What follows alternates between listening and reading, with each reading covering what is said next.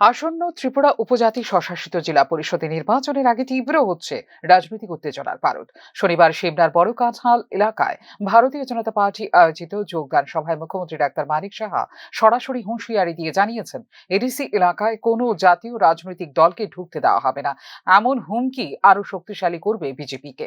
ADC কোনো ব্যক্তির বা দলের স্বতন্ত্র সম্পত্তি নয় বলেও এদিন উল্লেখ করেন মুখ্যমন্ত্রী ডাক্তার মানিক সাহা। গায়ের জোরে ভয় দেখানো কোনোভাবেই বরদাস্ত করা হবে না বলেও মন্তব্য করেন মুখ্যমন্ত্রী। পার্টির ন্যাশনাল পার্টিকে নাকি এডিসি এলাকায় ঢুকতে দেওয়া হবে না, প্রায়শ হুমকি ধমকি এগুলো কিন্তু আমরা শুনি। কিন্তু আমি একটা কথা বলছি, যত হুমকি ধমকি দেবেন তত বেশি আমরা আরো শক্তিশালী হব।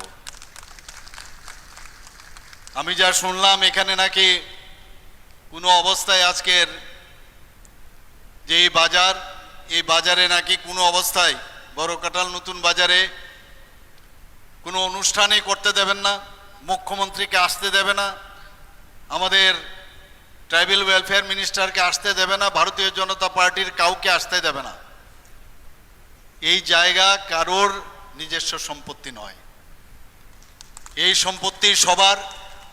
যে কোনো ব্যক্তি যে কোনো জায়গায়, আর বিশেষ করে যে কোনো পার্টি যে কোনো জায়গায় যেতে পারে, কিন্তু গায়ের জোরে ভয় দেখিয়ে নানাভাবে ভয়ভীতি প্রদর্শন করে সেটা কোনো অবস্থায় আমাদের ভারতীয় জনতা পার্টি সেটা বরদাস্ত করবে না। আমাদের পার্টি এদিন মুখ্যমন্ত্রীর বক্তব্যের মধ্যে ছিল সাম্প্রদায়িক উস্কানিকে কঠোরভাবে দমন করার বার্তা। কোনো আঞ্চলিক দলের সঙ্গে বিরোধ নেই, তবে সাম্প্রদায়িক উত্তেজনা ছড়ানো বা ভোটে প্রভাব বিস্তার করার চেষ্টা বরদাস্ত করা হবে না বলে হুঁশিয়ারি দিয়েছেন মুখ্যমন্ত্রী। যারা যে পার্টি করবে করবে, কিন্তু বিভ্রান্তি ছড়িয়ে নানাভাবে একটা ডিভাইড এন্ড পলিসি করে এটা সাম্প্রদায়িক সুরসুরি দিয়ে যে রাজনীতি, সেটা কোনোদিনই সেটা ফলপ্রসূ হবে না।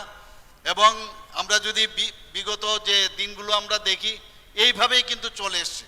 এতে করে উন্নয়নের কোনো দিন যে উন্নয়ন সেটা সম্ভব হবে না। আমি এখনো বলবো যে যারা এই চিন্তা ভাবনায় আছেন বা যারা এই ভুল বুঝিয়ে যাদেরকে অন্যভাবে প্ররোচিত করছে, তারা এখনো ভারতীয় জনতা পার্টির দরজা খোলা আছে। সবাই ভারতীয় জনতা পার্টির মধ্যে যে পার্টি আমাদের যে ফ্ল্যাগ, সেই ফ্ল্যাগের নিচে এসে আপনারা যোগদান করুন। কারণ একমাত্র ভারতীয় জনতা পার্টির যে সরকার, আমার পূর্ববর্তী বক্তা বলেছেন, এখানে আজকে 28টা আমাদের যে এডিসির যে শাসন সংখ্যা, আর আমাদের দেশের যে পূর্ণ রাজ্য যে সংখ্যা সেটা হচ্ছে 28। আস্তে আস্তে করে 20, 21, 22 এভাবে ধীরে ধীরে কিন্তু এগিয়ে যাচ্ছে আজকে ভারতীয় জনতা পার্টির নেতৃত্বাধীন সরকার। সমস্ত ভারত এখন ভারতীয় জনতা পার্টির নেতৃত্বাধীন এনডিএ, কোথাও ভারতীয় জনতা পার্টি নিজে সেইভাবে আস্তে আস্তে করে এই যে গ্রাফ ঊর্ধ্বমুখী, সেটা বুঝতে হবে। এটা কিন্তু এমনিতেই হচ্ছে না, এমনিতেই মানুষ ভারতীয় জনতা পার্টিকে মানুষ আসছে না। আমাদের যিনি আমাদের যশস্বী প্রধানমন্ত্রী নরেন্দ্র মোদীজির কাজকর্ম। মুখ্যমন্ত্রীর এই ধরনের বক্তব্য বিজেপির দিক থেকে নির্বাচনী প্রচারণায় শৃঙ্খলাবদ্ধ এবং পরিকল্পিত কৌশলের প্রকাশ, যা পার্টির কেন্দ্রীয় ও আঞ্চলিক নেতৃত্বের সমন্বয় প্রমাণ করছে বলে মনে করছেন রাজনৈতিক বিশ্লেষকরা। শুধুমাত্র হুমকির জবাব নয়, এ হলো বিজেপির নির্বাচনী কৌশলের একটি গুরুত্বপূর্ণ অংশ, যার মাধ্যমে পাহাড়ি উপজাতি জনগোষ্ঠীর মধ্যে নিজেদের উপস্থিতি দৃঢ় করতে চাইছে ভারতীয় জনতা পার্টি। ত্রিপুরার রাজনৈতিক মানচিত্রে পাহাড়ের গুরুত্ব অপরিসীম। ছোট আঞ্চলিক দল থেকে শুরু করে জাতীয় রাজনৈতিক শক্তি সকলের জন্য এই অঞ্চলই এক পরীক্ষণ কেন্দ্র। এই পরিস্থিতিতে বিজেপির আক্রমণাত্মক কৌশল একদিকে শক্তিশালী করবে দলের সংগঠনকে এবং অন্যদিকে সতর্ক করবে প্রতিদ্বন্দ্বী রাজনৈতিক দলগুলোকে। এছাড়া পাহাড়ে নির্বাচনী কৌশলে সরাসরি মুখ্যমন্ত্রীর নেতৃত্ব দেওয়াটা একটি শক্তিশালী রাজনৈতিক বার্তা বহন করছে বিজেপির জন্য।